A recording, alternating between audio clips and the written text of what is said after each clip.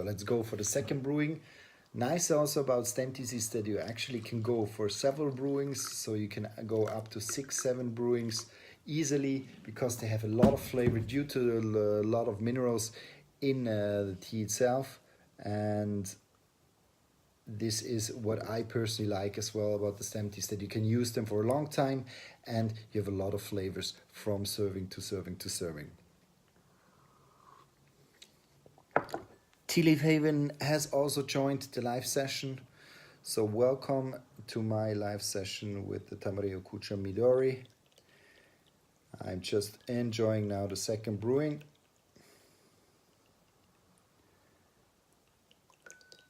And as you can see again, here, beautiful color as well. In the tea,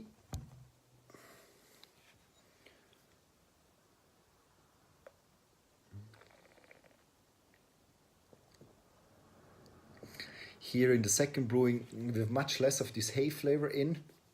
We got much more sweetness also in the tea.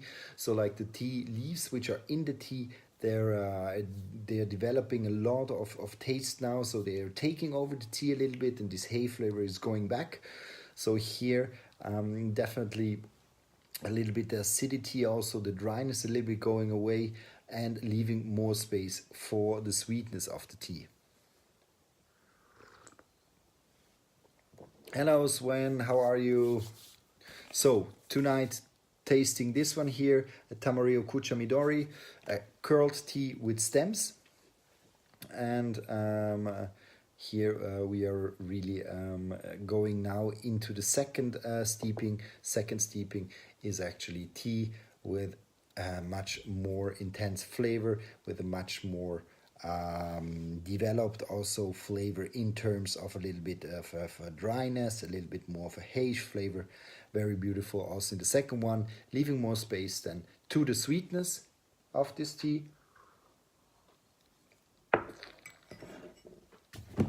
And going now into the third, and this will be also the last tasting, last of the night, before we then go and jump into bed to say this day goodbye.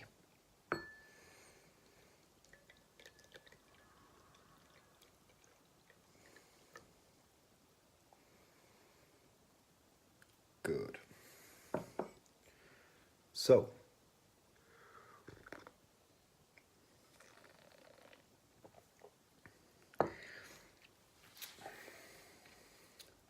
now in the third flavor, or third brewing now, what I can really realize, or what I realize about this tea is really that in the first brewing you get a much more stronger taste. That is, in the first brewing you are a little bit stronger, and then actually you have a much more of this mellow sweetness. So from steeping to steeping, this mellow sweetness gains in power, gains in strength.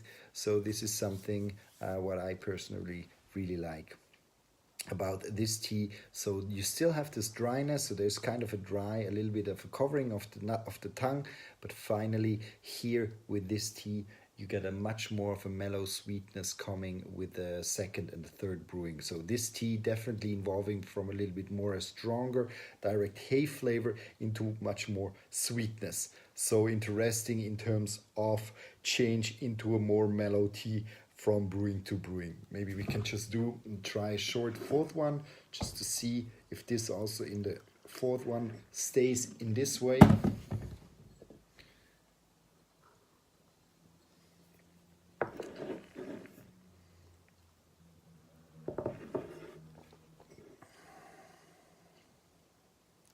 There's a little bit of grassiness now also swinging in this tea. So grassiness also evolving.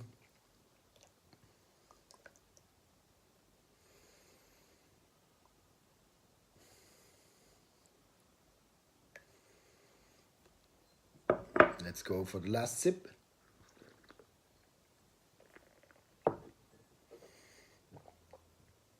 And now there's much more lightness, more sweetness again. So this hay flavor, the strong hay flavor really going out. And then finally you can really go for more mellow, more sweet tea The dryness stays from brewing to brewing. You get more dry, dry, dry. So this dryness is always swinging with it, but you get definitely from a more haze flavor, and you're going much more into a sweetness, even a little bit of grassiness coming out.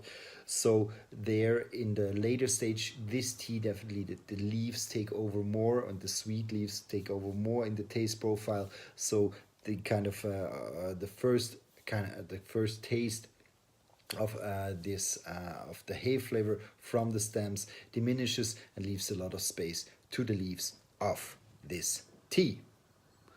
Good. This is it.